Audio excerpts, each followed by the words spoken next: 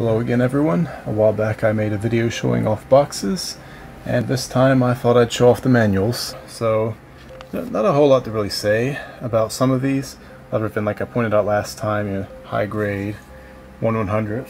Just kind of the weird thing of in the past they used to call high grades the really awesome big ones, and the other ones just, I don't think they really had any special grade. I do also kind of like the Gundam X ones. They've got their really nicely detailed pictures. They look, in my opinion, like super great.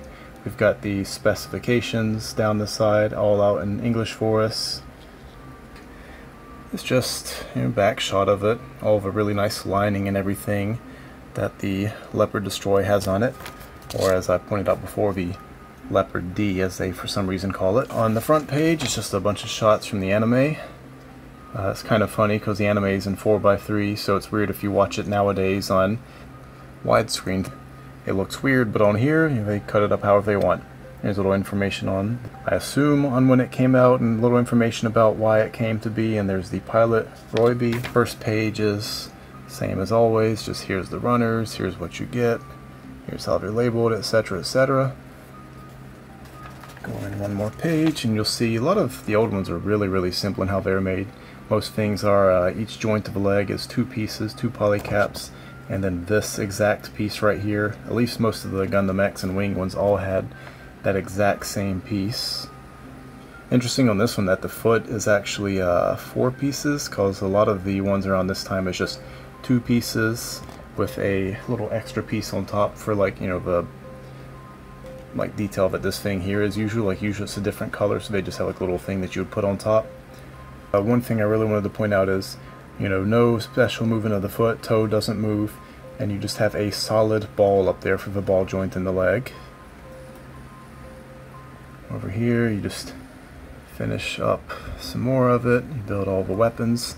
I do really like this. Now granted, this is a 1/100th, so it's better than the 1/144ths usually are anyway, but it's got separate pieces for the missiles and everything, so you don't have to paint or detail that yourself. Nothing special for, say, like the RE 1/100th line now, but this is one of the things that made the 1/100th like super special back then, what made it become the high grade line. I look on here and it's just finishing up the torso, put on the head, put everything else on, etc., etc. Build the weapons more. Get this little page here with a little more information on it. Again, just, I really like the detail on the Gundam X kits. They look really good.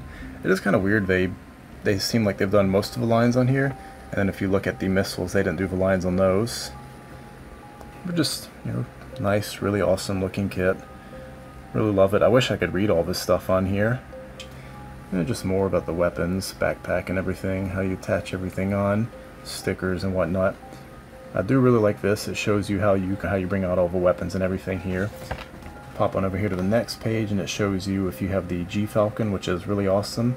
It shows you how you combine that with the Leopard Destroy. That's kind of weird because you just get one prepared down here and you get this up here and a little arrow that says do this. And again, we're just done with it. Back to that page, back to the back. On to the next one. Let's keep up the X theme. Here's the Airmaster Burst. Again, just super nice detail. Specifications going down the side. I again really like that. If you look on here, it's got nice gold pieces for some of the details. The wing kits had this as well. It made them really pop out on your shelf. Like, I forgot what they looked like a while back, and I was really shocked to see it, which I didn't actually point out on here. This one has it too. Gold piece for V-fin, gold piece for those, gold piece there.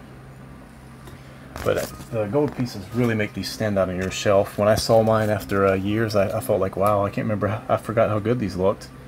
Again, here's the back, showing you the fairly cool backpack of the Airmaster Burst. First page, same thing as the last one, just a bunch of little action shots of it, information and whatnot on it, information on the pilot, well, and the suit in general. Go over here, and here's the same thing, just all the runners, all the parts that came with it. If anyone else actually wants to look at it, you can pause it. And again, over here, you go back to this. This is only because of the transformation, I think, but this foot finally has some toe action, but I mean, it's got to move the toe for transforming. It's also a fairly small shoulder arm in the Airmaster. At least compared to the others, it feels like. showing you everything, all the stickers and whatnot. Here's the same little page with extra information. I think the Airmaster, like, it's one of the ones that has a super simple transformation, but it just looks really good. And I do like how Airmaster was a simple gunslinger, but even this one, just the burst is still a really nice upgrade. I like, it's got some more weapons when it's transformed. It can combine with the G-Falcon, which the others should be able to do, but I guess they didn't have the idea in the show by then, so it doesn't even show up in the models. I think the guns it has are kind of cool. Here's this part here. Interestingly, you build the head last, and then put it on. It shows how you transform the gun and everything, shows you how you transform it. It's another Gundam where it's just kind of move the backpack and lay it down. I mean, granted, it still looks pretty good at least, but a lot of the times that's just the strength of the backpack on these. And again, here's the transformation for combining it with the G-Falcon. I kind of want the G-Falcon, but I've got so much of a backlog, it's not worth the time and effort. At least now. Here's the back again, on to the next one. Last one of the Gundam X theme, same thing as always, HG 1/100th. It's got the specs off on the side, it's got the golden V-fin, golden stuff there. I really, I know this is painted on and everything, but the detail on them is really awesome for these old kits. Just even all these lines over on here, the Gundam X line looked really great. And again, to the back, and I want to make a little complaint on the back. You plug the beam harmonica in there, there's no cover for it. There really should be. It looks kind of ugly. Everything else in here looks so nice to just look at. I mean, you do have to paint and whatnot, but that's just a terrible eyesore. Granted, how often are you going to pose them facing the other way? We have the first page just like all the others. Here's shots of it in the show. Here's just everything it does. Story, why it happened. There's Garrod being really happy and winking for some reason. Same thing as always. Here's the runners, all the parts you get with it. Little note on this is a lot of the older ones didn't X out extra parts. I don't know if this one had extra parts, but nothing's X'd out on it. I've got an example of that to show later. And then same design here, 2 pieces, 2 polycaps, that little weird knee joint. Got some more stuff, put the feet together. There's the feet for the bottom, or legs. There's the feet. More stuff, building the arms and everything. Building the shoulders. And here's the nice little color sheet. Showing you some of the gold again, showing you the beam harmonica. And again, I want to point out, real quick, I'm going to jump a page back. But I like this right here, it looks kind of like it's part of the gun, part of the thing for firing, you shoot out of it. There's the way it attaches to the back, but you've got this nice part here. It looks a little different, but it doesn't look terribly out of place. But, so then you realize when you look at the back, that hey, it just plugs right in. That, part of the gun that looks like a gun piece, it plugs in there. I love that that is actually kind of hidden on there nicely. It's just a shame they couldn't hide the ugly peg and plug-in spot on the back.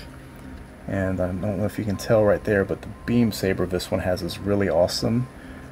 You'll see it further in the manual, and I don't remember him using this little grenade in the show, but that's really cool. Just seeing the lines and detail, and it looks pretty good. I don't think I would ever pose it with it, but it's really cool to have. It just shows you again building the head last for some reason. Just seems really weird after that being the first, the second thing you build now. Just showing you the parts, the stickers and everything, slamming the manual in and stuff.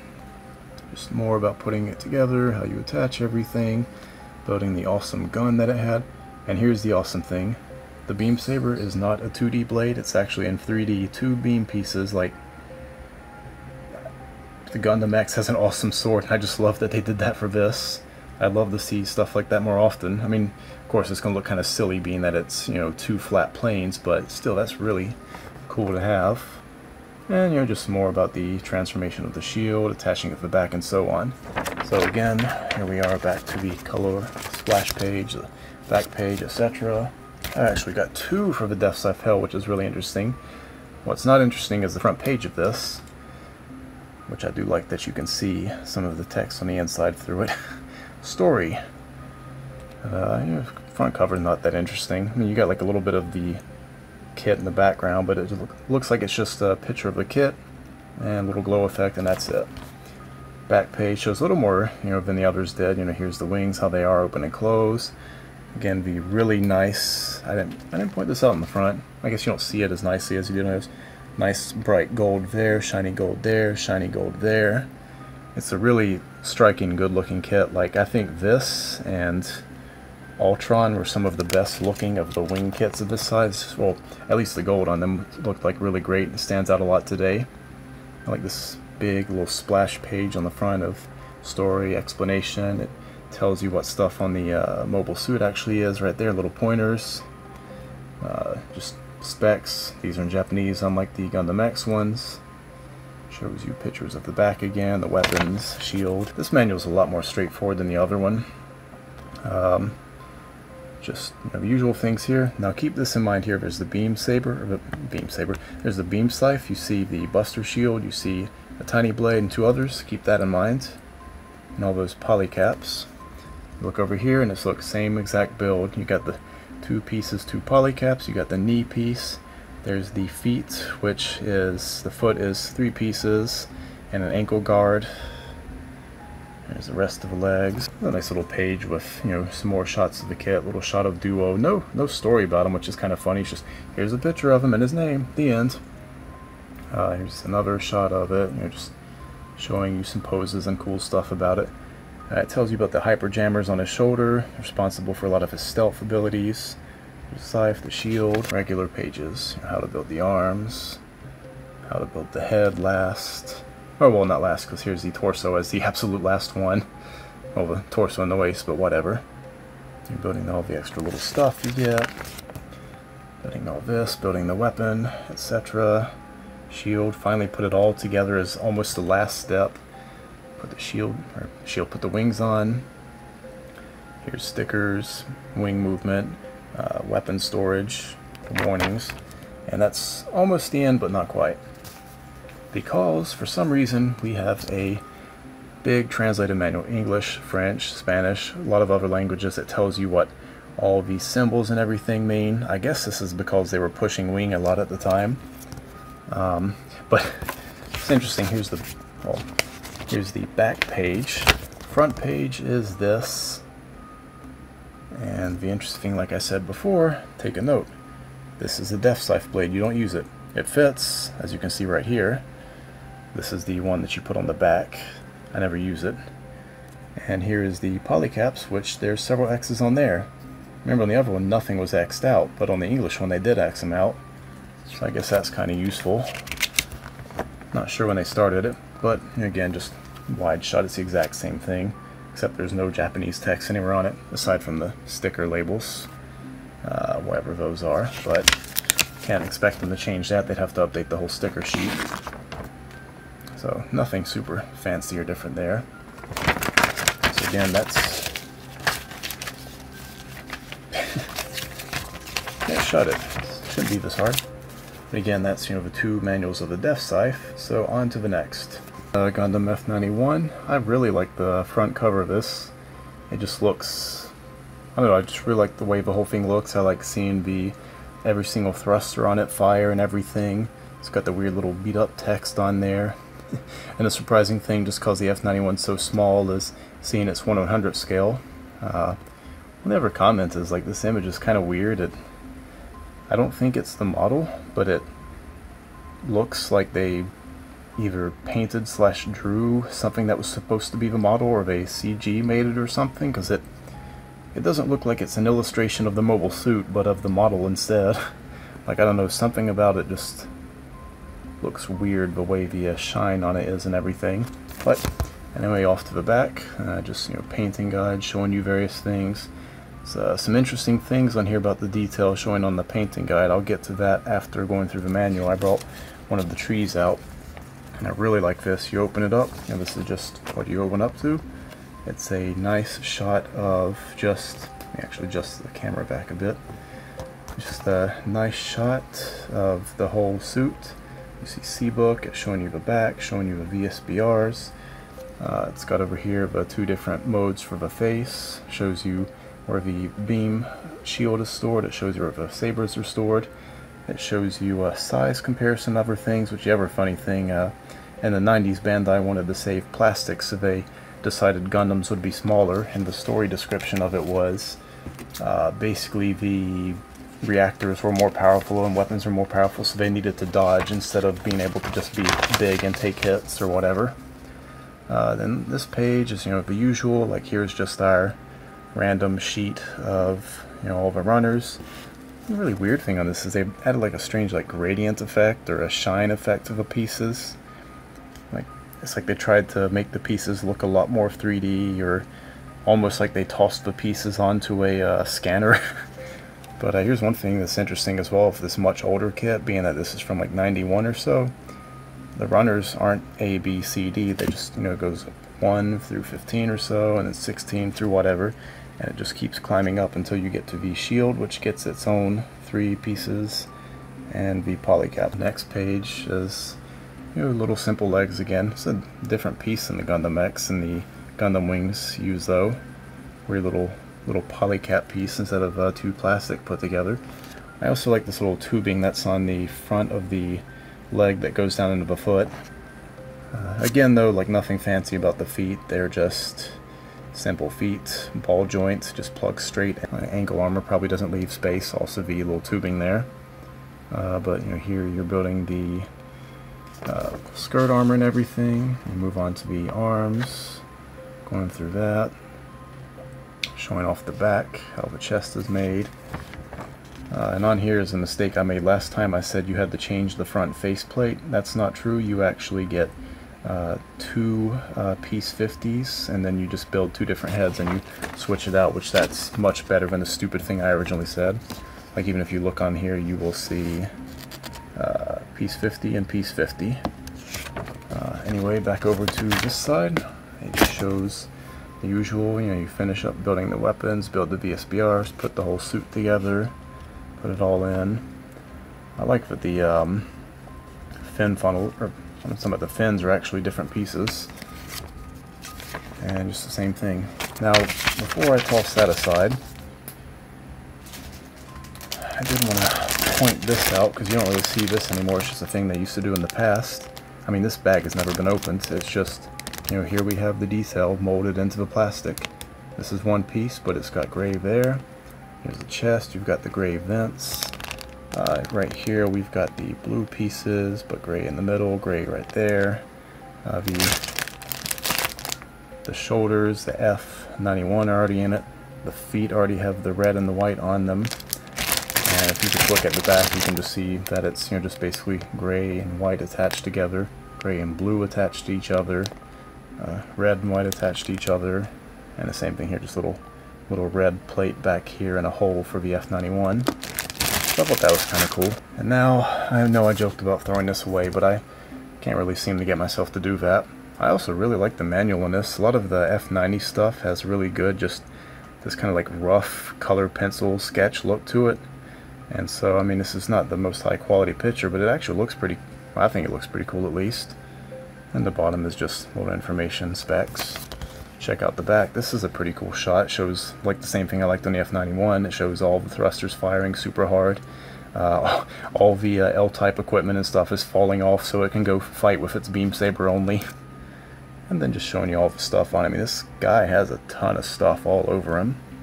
I mean, that's kind of cool for that, other than the model sucking. Same thing as always up here. You just see all the pieces and parts on the runners. This one, interestingly enough, the F91 was 1 through 50, and this one has B, C, E, and so on. So I don't know what happened there.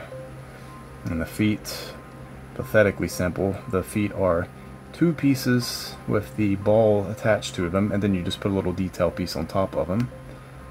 This is kind of a cool thing though, or maybe not cool, but I like how it's broken up. So you build the feet, and then the legs, so you're done with the entire legs and feet on one page. And then to make it worse, on this side you build the head, you build the shield for some reason at that point, then you put everything together and build the rifle, and after you've put everything together you finally build the skirt armor. So I just thought that was a really weird order to do it in. You build the entire model, you build the shield, and then you put the model together. And then the other thing I wanted to point out that's really awful, really stupid of this kit, you'll see the torso. If you ignore the back skirt armor, and if you ignore the little like crotch cover piece, and you ignore these little tiny pieces in here, the torso is made up of two pieces only. You've got the chest and the front of the crotch, you've got the back and the hips. So the entire torso, aside from like a little bit of design stuff, is two pieces only. Like that includes the neck, which is unmoving, all the way down to the hips. So, I mean, obviously you're not going to build it without the hip armor, but still ridiculous that it's two pieces. But, I mean, this is from 91. Also, one other thing, I think this is kind of cool. You didn't get the crappy clear toothpick beam saber, but for some reason the entire thing is just one clear piece. And I guess I'd kind of prefer this to getting a solid white piece, because you can just paint the bottom and be done with it. It's also really short. It's kind of weird. It's like a short sword, too long to be a big dagger, but it's, I don't have anything to compare it with nearby, but it's maybe like 2 centimeters shorter than, I mean, it's less than an inch. It's, I don't know, half an inch or so shorter than other beam sabers. I don't know, it's weird.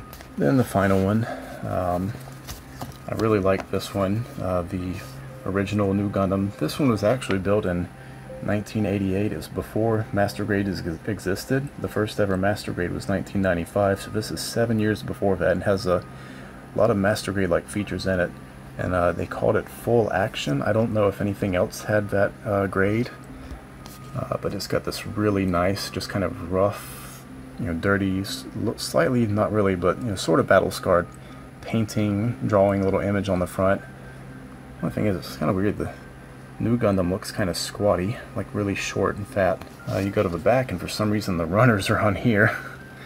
And just kind of all over showing all these pieces, and you get these metal die cast pieces with it as well. And there it is built with all of its little things around, which one really other cool thing to note is this is a almost 30-year-old kit, and all the funnels can be separated. They can fold into what they need to be. They can attach, you know, to the back to however they need to be. I mean, there's nothing to attach them to if you want to have them flying around, but it's still cool. And also look at the beam saber. This thing is gigantic. I never used it with the model, because why would I use it when I had other nice weapons? And plus, it's just a white piece. You have to paint it for that pink. But look how big this is. Like, this is almost as wide as the whole manual. And this isn't a great comparison because the F90's beam saber, like I said, is incredibly short. But look at that. If I put it to the bottom of the beam, it's not even half the size of it. If I put it to the bottom of the beam saber hilt, it's about half of it.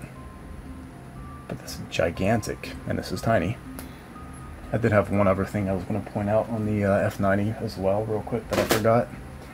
The hands were made really stupidly on it. You did have to switch out hands for guns and beam sabers and everything. So for some reason, the hands are in two pieces. If I can get it to focus, hands are in two pieces, and also blurry. You have to put the sticker onto the unattached piece, so we can see how well that's worked out. I mean, it's not sticky at all anymore. This is stupid. Ah well. I display it in pieces anyway. And we have this fairly nice little page here. I really like this. It shows you, kind of like Master Grade started doing this eventually, it shows you like the inside of the head a little bit, shows you the cockpit and such, shows you, more shots of the suit, shows you, oh yeah, also they kept labeling the funnels as fannels. I always like that. Shows you where the arm, beam saber goes in the arm, shows you the thrusters on the back.